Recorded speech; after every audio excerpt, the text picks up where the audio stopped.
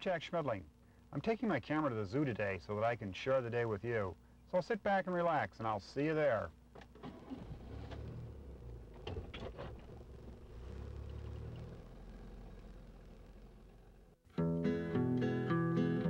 Daddy's taking us to the zoo today, zoo today, zoo today. Daddy's taking us to the zoo today, and we can stay all day. We're going to the zoo, zoo, zoo. How about you, you can come too, too. We're going to the zoo, zoo, zoo.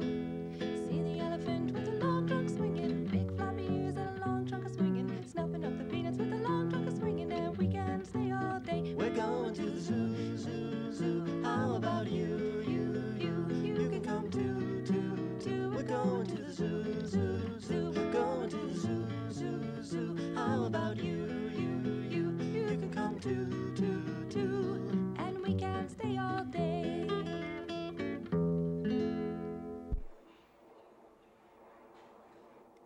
Here we are at Chicago's Lincoln Park Zoo. This has always been one of my favorite zoos because in addition to all of the animals, there are so many other wonderful things to see and do. There's the farm in the zoo and paddle boats on the lagoon. Lots of good things to eat. And the best part is there's no charge for admission. So let's just start walking around and see what's going on.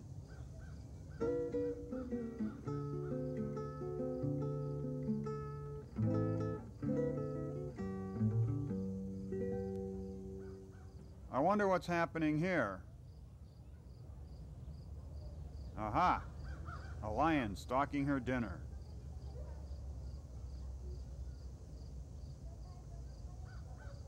Well, maybe a little wishful thinking.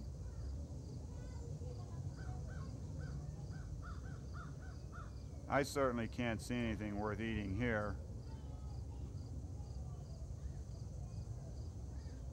Besides, catching flies is so much easier anyway.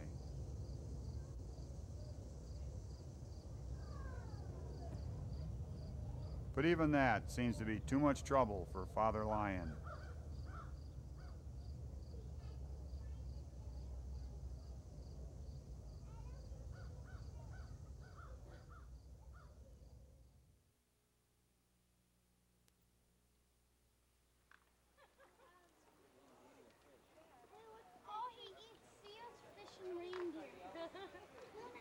Meanwhile, it looks as though this polar bear has found something to eat.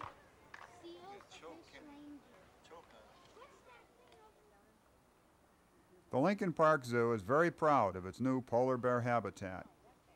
With its 266,000-gallon pool, it is one of the largest in the world and one of the most enjoyed attractions of this zoo.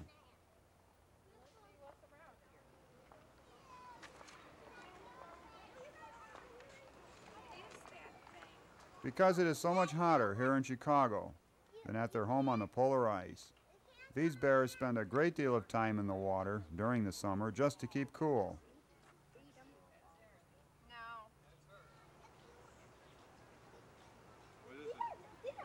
Might be a piece of food.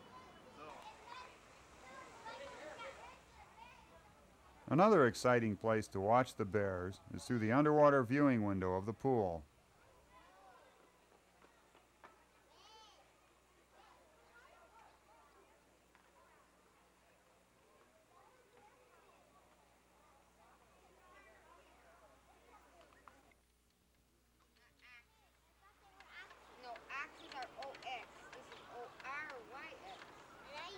These beautiful animals, and a few more in other zoos, are all that remain of the Arabian oryx, an antelope that once roamed in large numbers over the Arabian Peninsula. This animal can live in dry desert conditions as well as the camel, and was at home and thriving in places where few other animals could survive. But man has hunted the oryx to extinction in the wild, and is now starving himself because the cattle he is trying to raise require vast amounts of grass and water that simply are not available in desert regions.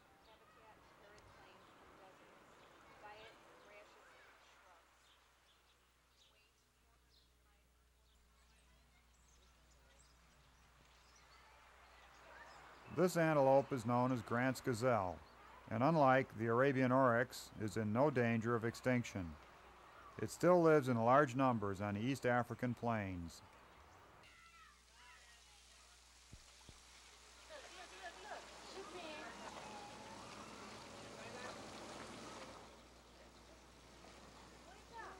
Well, we seem to have caught someone napping. Many people call these animals seals, but they are really California sea lions. One of the ways you can tell them apart is by the little ear flap which only the sea lion has.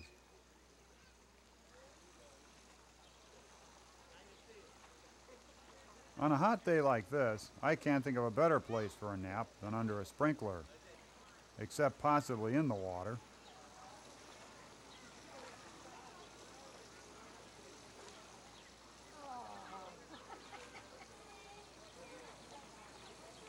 Although the sea lions are always fun to watch, the best time to see them is at feeding time.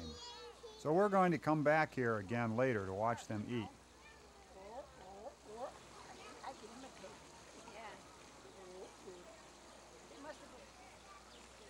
Another thing I really enjoy doing at the zoo is to make believe I'm one of the animals and watch the people.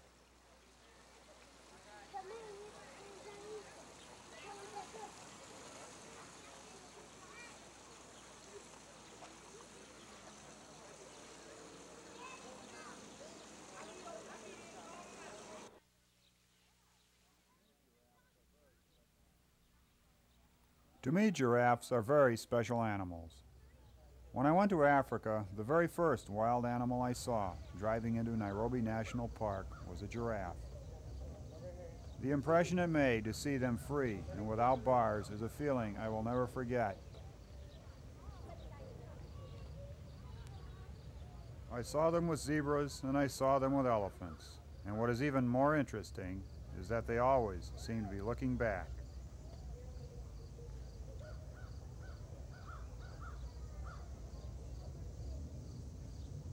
So whenever I see a giraffe in the zoo, my thoughts return to those big brown eyes looking down at me from the top of an acacia tree in the African savanna.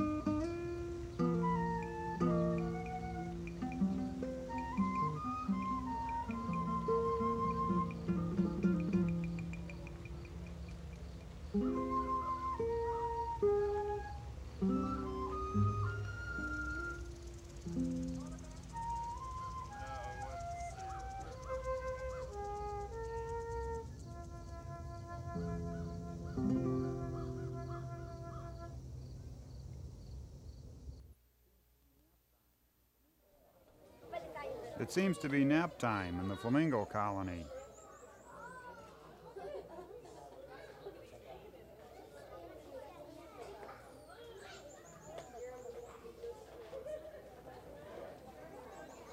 These birds normally feed by using their beaks as strainers to capture tiny animals living at the bottom of shallow lakes and rivers.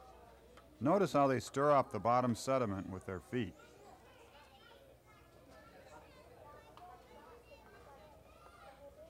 The peculiar shape of the beak allows it to work flat on the bottom when the bird has its head down.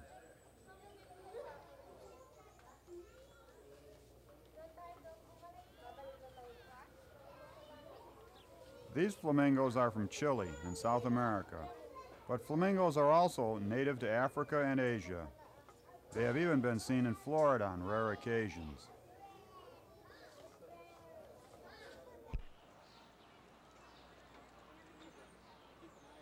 Let's walk down toward the elephant area and take a look around.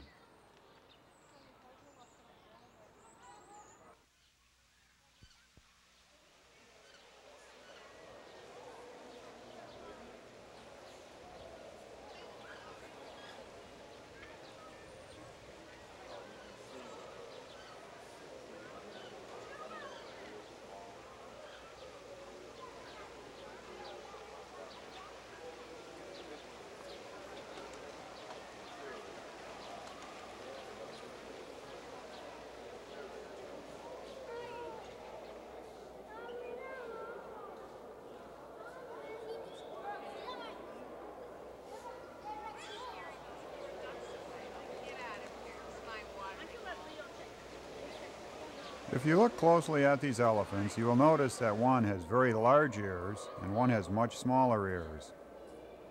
The one with the large ears is an African elephant, and the one with the smaller ears is an Asian elephant from India.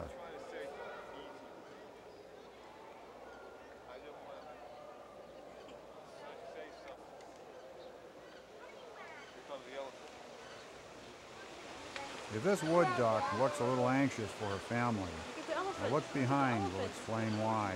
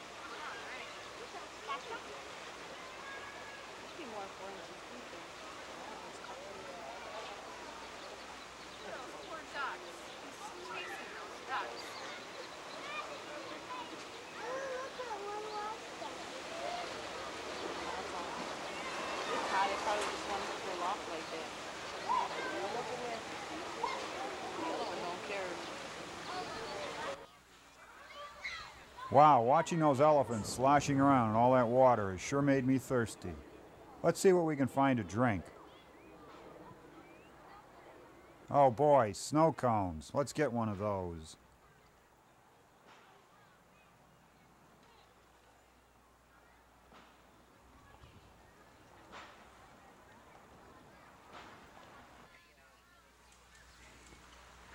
The Adra gazelle is another antelope that has been hunted to extinction in the wild.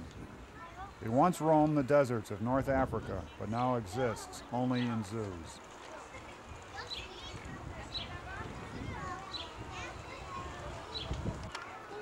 Just like Grandma made. Those are gazelles.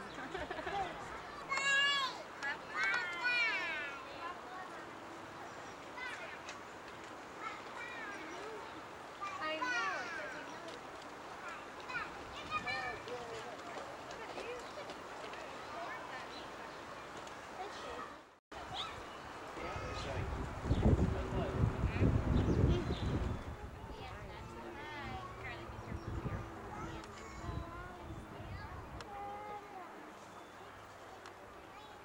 We go in there, they will jump.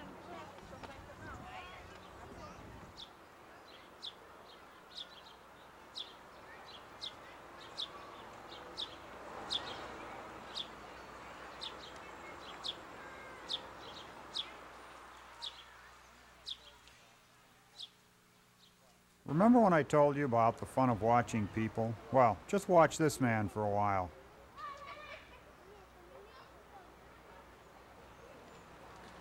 I'll bet he didn't know that he was going to do a disappearing act today.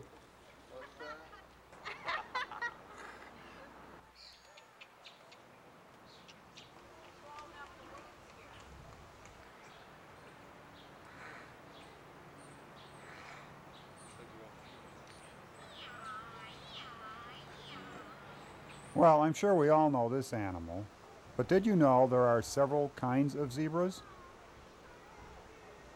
This one is known as Grevy's zebra and is in danger of extinction in its native East African home.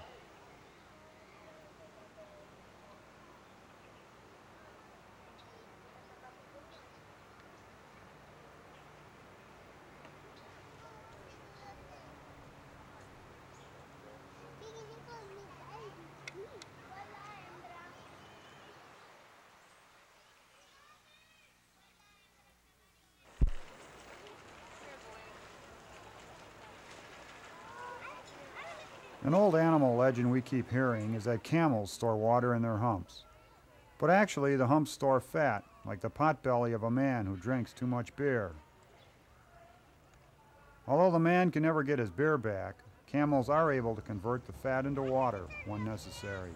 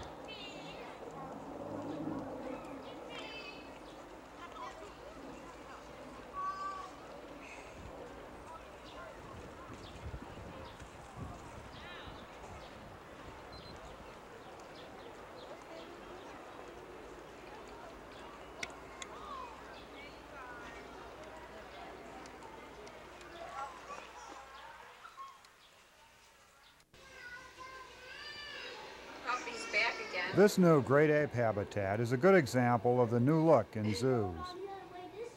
Instead of small cages with bars for individual animals, it is spacious enough for many animals to live together in natural family groupings. These chimpanzees carry on almost as though they were at home in Africa. And watching their antics through glass is not only less distracting, but it protects them from our diseases.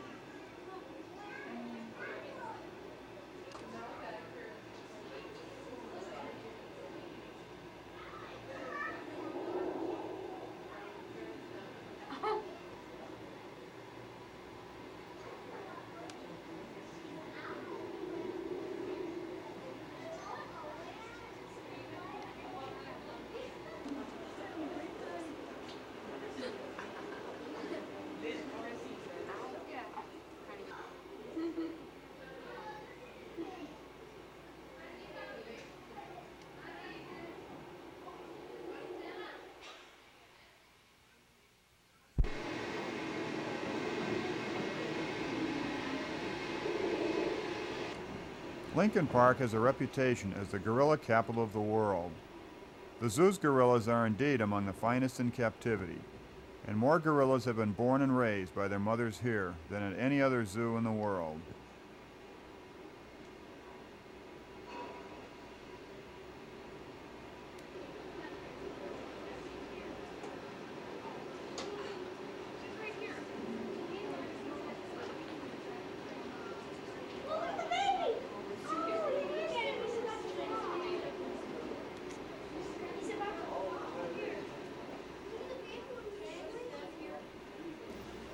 Each gorilla group is dominated by a large silver-backed male who, with several females and their young, complete the group.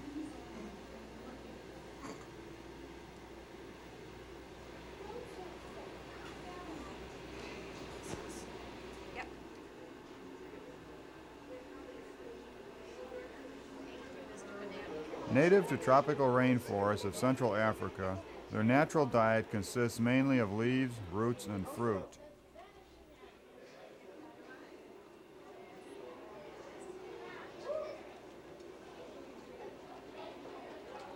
Here comes one coming down.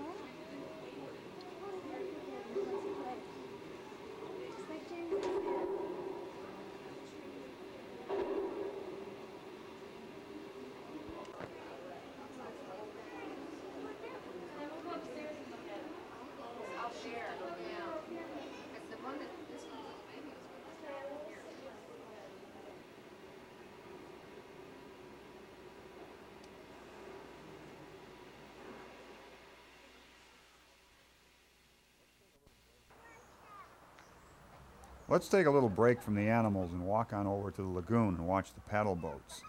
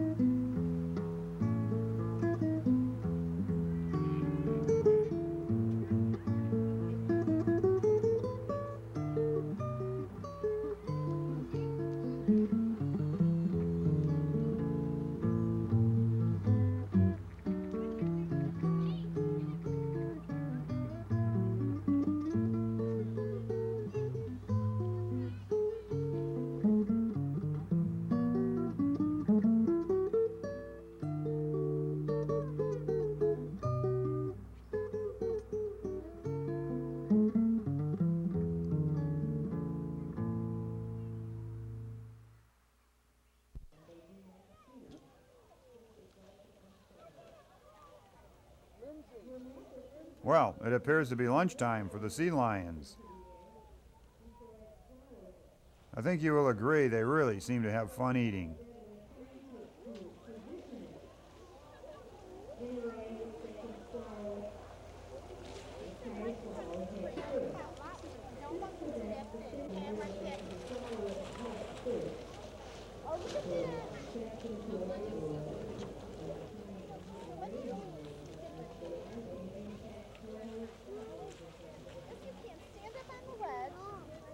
Honey, I can't. I'm with a trash can here.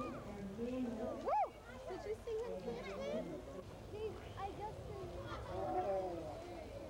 fish there.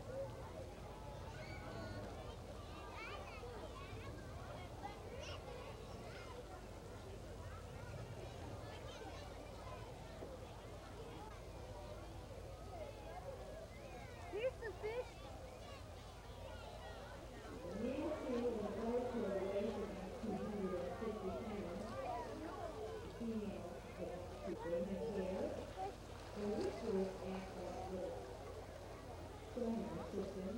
Putting out fish, Mom. She just putting out fish. Then the seal get them. Mom, she puts out fish and the seal just get right up and get them. No, look here.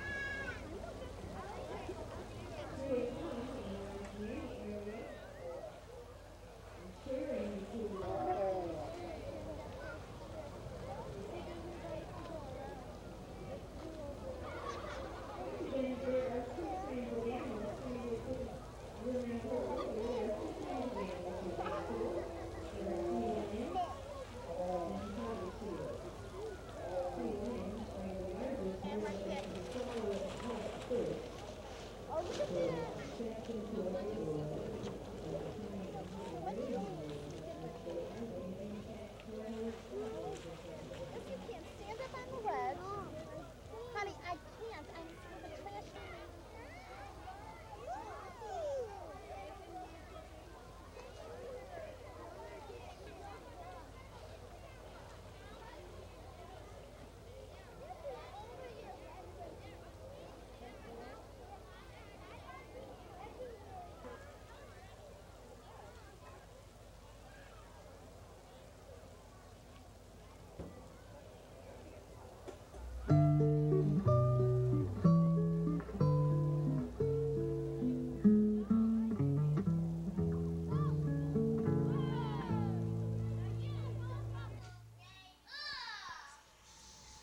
Of all the animals in the zoo, I think I would least like to trade places with the penguins. They make me cold just looking at them. These birds come from the coldest regions of the world, the southern tip of South America and Antarctica. This habitat in a zoo is actually a big refrigerator. The air and water are kept at about 40 degrees.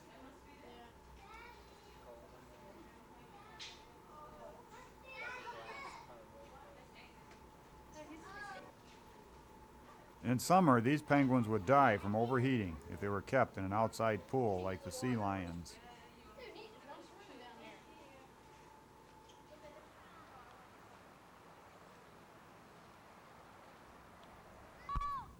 That's the reptile house over there. Let's take a look.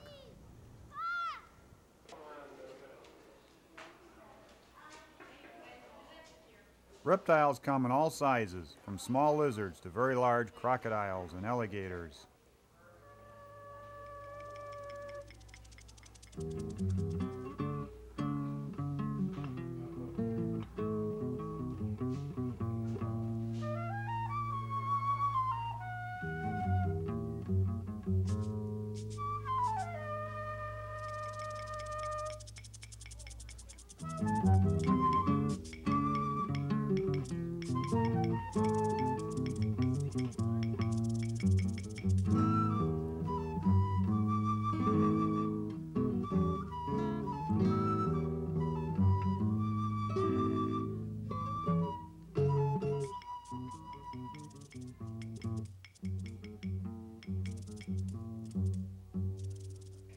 These 2-foot-long iguanas were commonly used in old monster movies. When enlarged photographically, they look ferocious indeed, but they are basically vegetarians and rarely exceed 3 feet in length.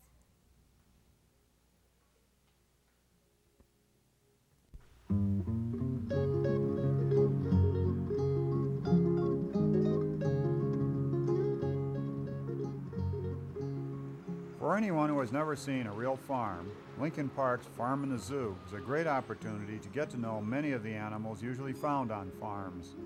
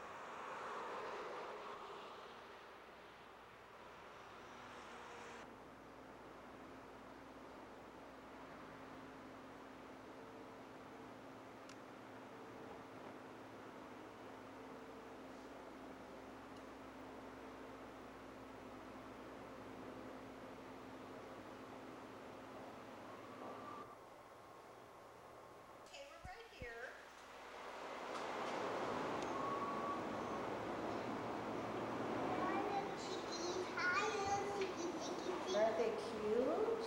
Hi, little Chicky Chicky. Where is he taking a picture of them? He's taking pictures of the chickens.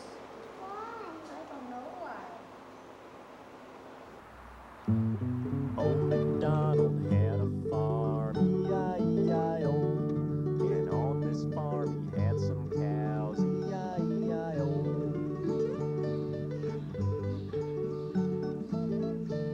Oh, with a moo here and a moo there, here a moo, there a moo, everywhere a moo. Old MacDonald had a farm, E-I-E-I-O.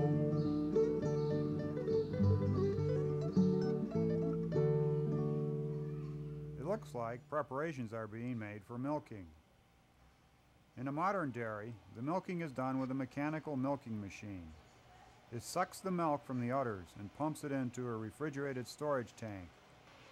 All this equipment was cleaned and sterilized after the last milking. Cleanliness is very important in a dairy because milk is a very nutritious source of food, not only for us, but also for bacteria and other germs. Even the cow's udders have to be carefully cleaned so that no dirt of any kind gets into the milk. If unwanted organisms get into the milk, they can cause it to spoil, or even worse, spread diseases to anyone drinking the milk.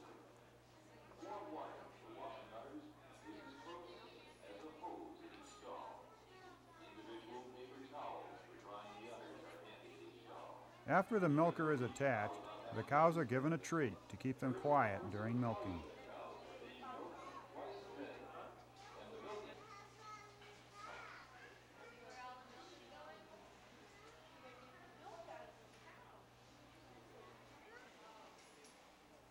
The operator then simply sits back and keeps an eye on things until the cows are through.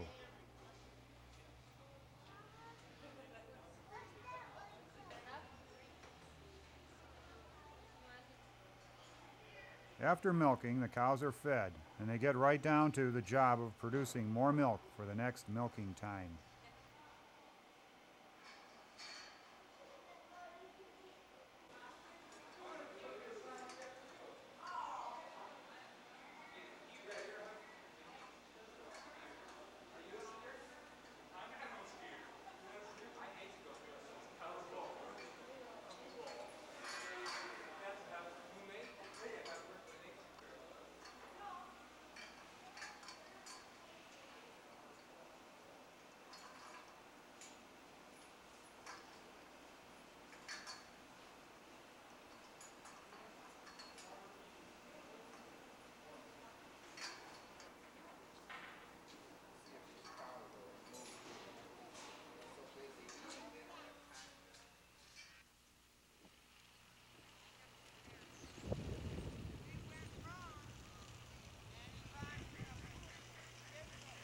One of my favorite spots at this zoo is the Wildfowl Lagoon.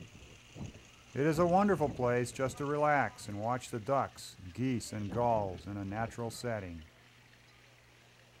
Many of these birds come and go just as they would in the wild.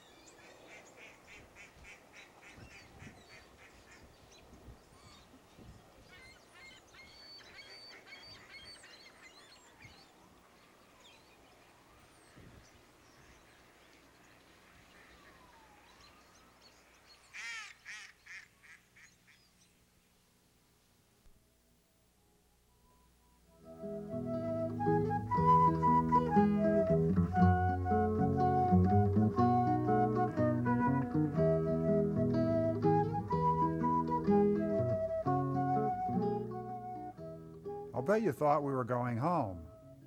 Well, one of the nice things about Chicago is that there are two zoos, and I thought it would be fun to go check out the other one.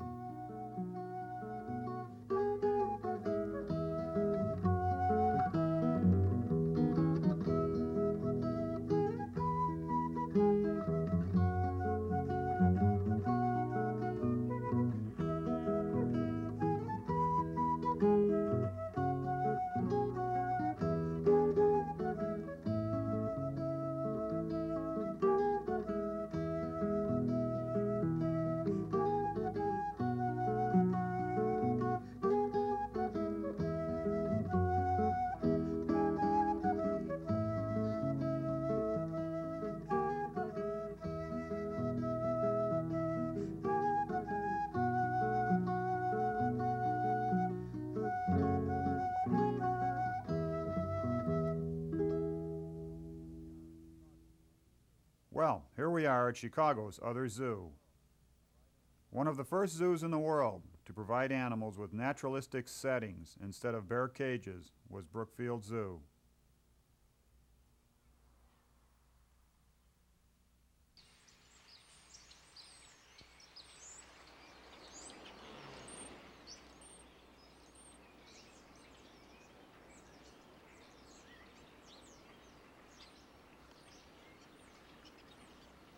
One of the most famous guests of this zoo is Olga the walrus.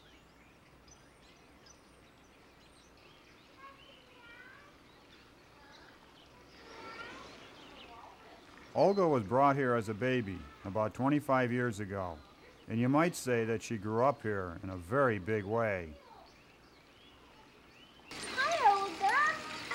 See Olga, Chelsea? Yes, Huh? I can't. She weighs about 2,000 pounds, and somehow during the frantic activities of her daily life, she manages to consume about 50 pounds of fish each day.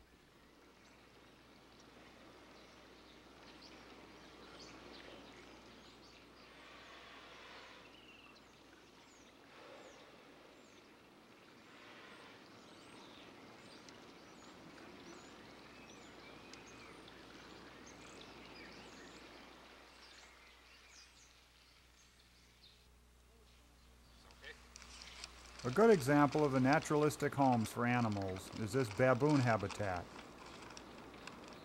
This looks exactly like places in Africa where I have seen baboons doing exactly the same kinds of things that you see here.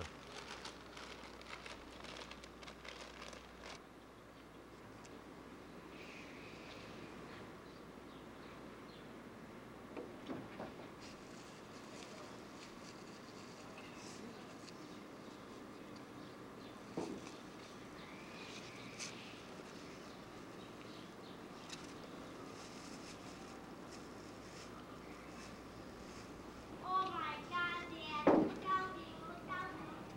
Sorry.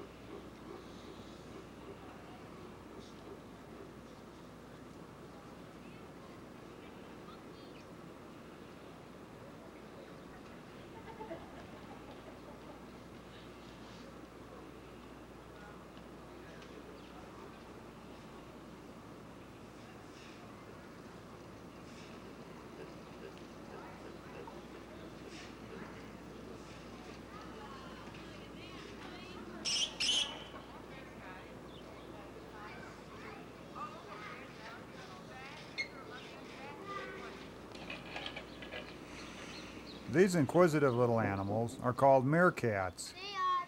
They are not cats at all, but are closely related to mongooses. In the wild, meerkats are frequently found living among colonies of baboons. Their diet consists mainly of roots and insects, which they dig up out of the ground.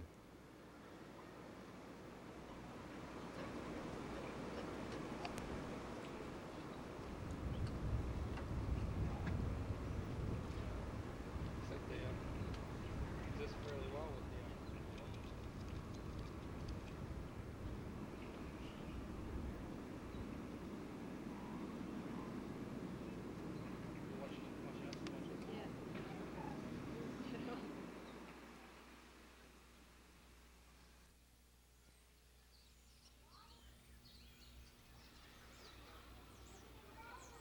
This wolf habitat is another example of a naturalistic setting that allows the animals to live and breed in an environment very similar to what they would have in the wild.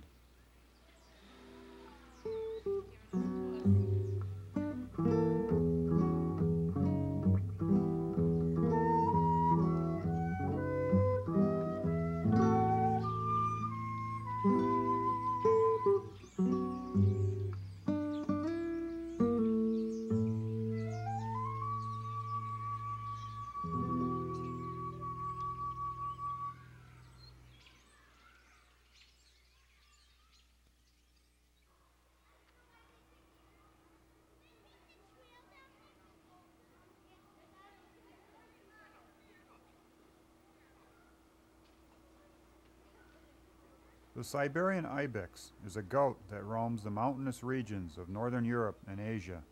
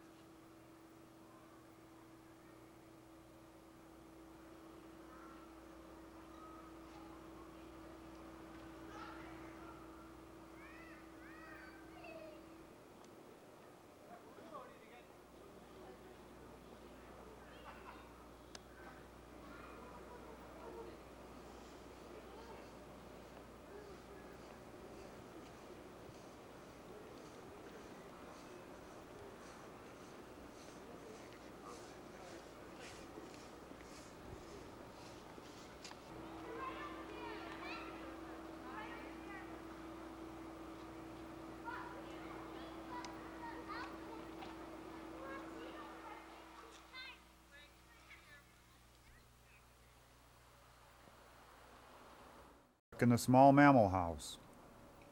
Unfortunately, it is not always possible to allow all of the small animals to roam freely in large open habitats because they would get lost and be harassed by larger animals.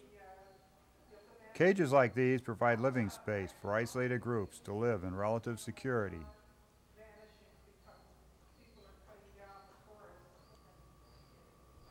This animal is called a dagu. It is a South American rodent that lives on seeds and fruit.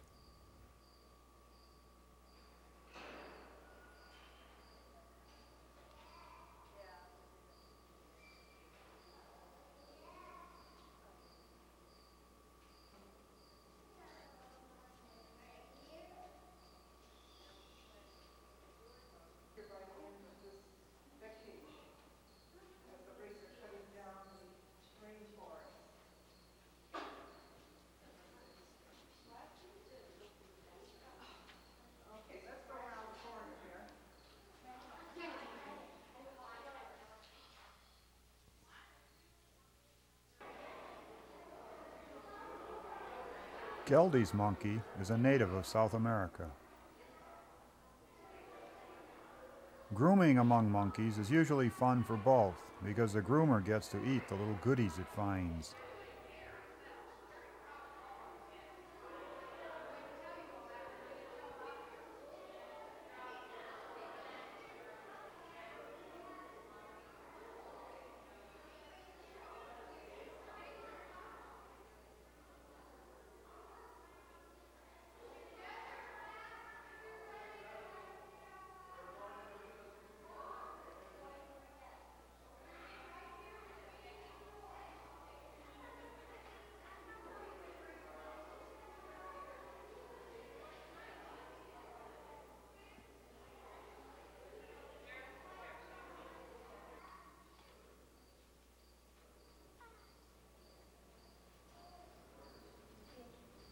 This beautiful monkey is known as the golden lion tamarin. A native of Brazil, it has the sad distinction of being severely endangered. The remaining wild population is estimated to be only in the hundreds.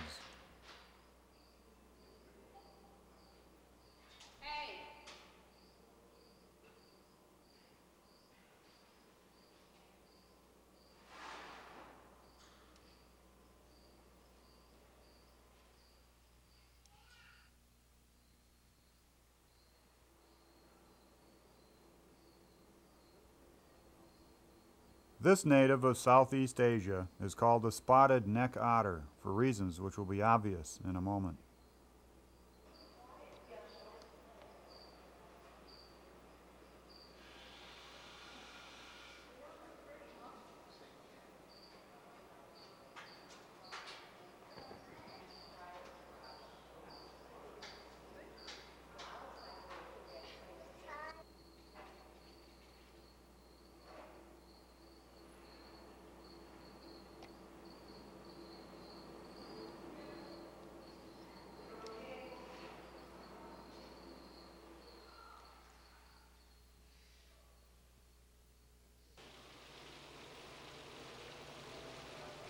This big fellow goes by several names. He's called a Kodiak bear, a grizzly, and a brown bear, but they are actually all the same species.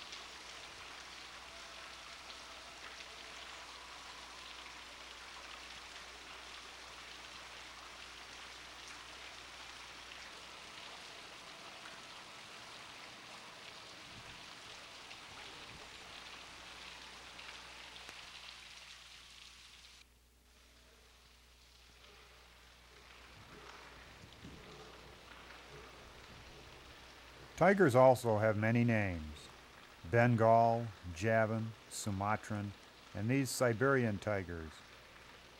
But they are all just variations of the same species, and they are all severely endangered in the wild.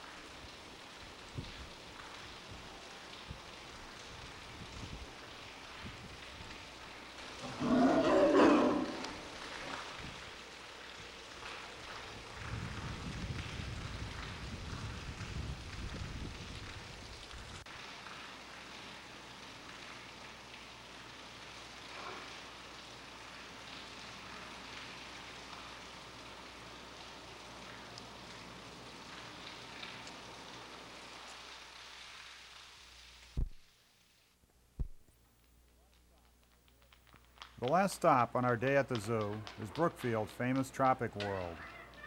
In this, the largest zoo building in the world, they have recreated 3 separate tropical forest environments. There is an Asian forest, an African forest, and this one which represents the Amazon rainforests of South America. Tropical forests are being destroyed at an alarming rate. Each year, an area larger than the state of Illinois is cleared. If this rate continues, there will be none left in less than 60 years, and you'll have to come to the zoo to see what a jungle was really like. Tropical forests are being destroyed mainly to provide cattle pasture to satisfy our insatiable desire for hamburgers. They are also being destroyed to grind up the trees to make paper for boxes, bags, and other disposable products that end up in the garbage of the world. Tropical forests are important because their year-round warm and moist conditions have made them the source of virtually every species of animal and plant on Earth. And if they disappear, so will the endless variety of life on Earth.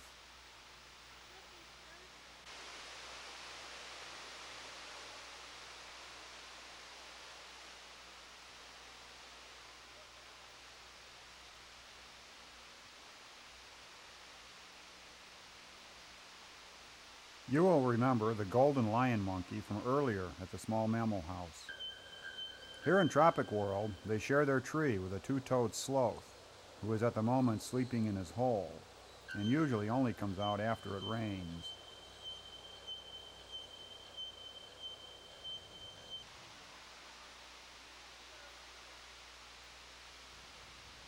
This strange-looking animal is the giant anteater. He uses his long tubular snout and even longer sticky tongue to capture ants and termites in their underground nests.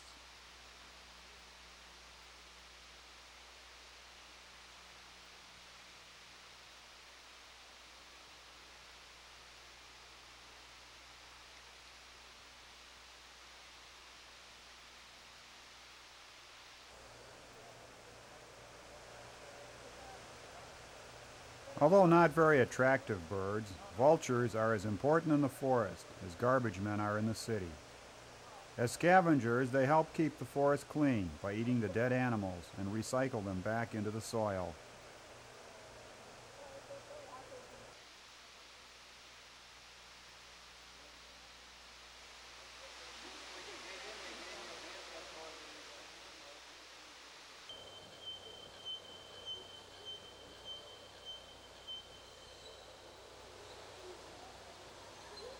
One of the noisiest residents of tropical America is the bellbird.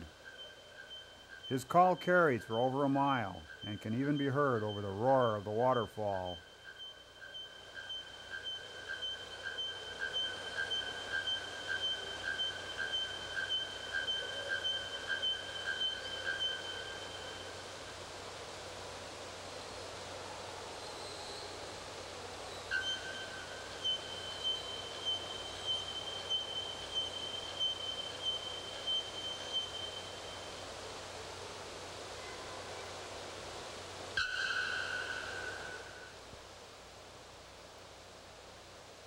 Just in case you thought the toucan existed only on cereal boxes, here's living proof of one of the tropics' most colorful birds.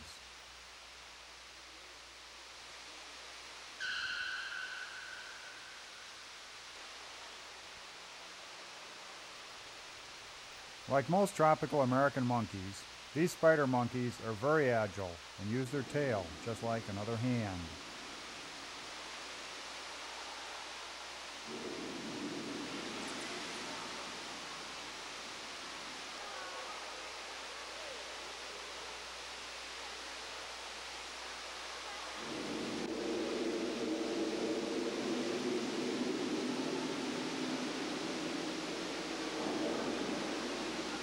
In the tropical rainforest, it rains every day during the rainy season, and so it does in Tropic World.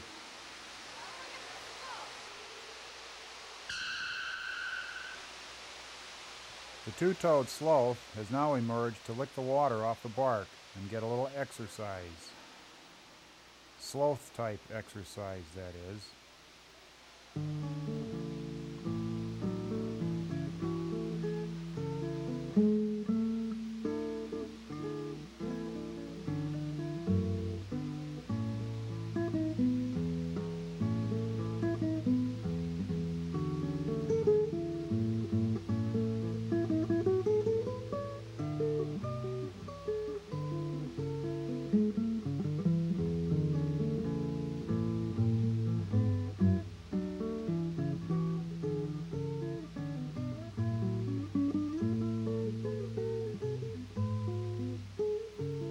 We can all do our share to halt the senseless destruction of the habitat of these wonderful animals. Just say, "No bag, please," the next time a clerk hands you one for something you could just as easily put in your pocket. And if you must eat hamburgers, eat small ones, and don't ask, "Where's the beef?"